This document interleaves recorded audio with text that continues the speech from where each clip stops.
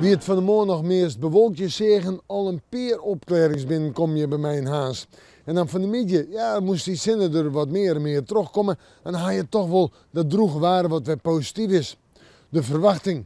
Joen en vannacht. Eerst nog wel een aantal opklarings, daarna begint de loft en heb ik ons op wat ruim of lichter ruim.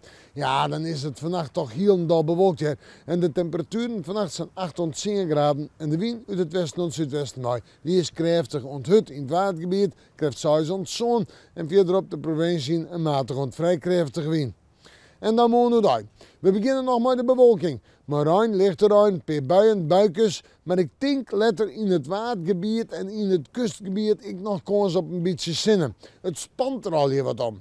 En verder de temperaturen moeten uit. Nou ja, die liggen samen bij de 11 graden heen. En de wind, weer uit het westen tot het zuidwesten waait. Weer matig en vrij krachtig. Krachtig of hut in het watergebied, bij vlagen dan. Dus een kracht 6 zon. En dan terug naar de joentijd en de nacht, dan bekomt het al je wat, maar de bewolking bloedt er wel en een buiken. En dan zorgen we fruit. Zorgen we fruit naar een vreet die het best wel aardig docht. Maar je zinnen, maar misschien nog een buiken in het noorden en noordoosten van de provincie.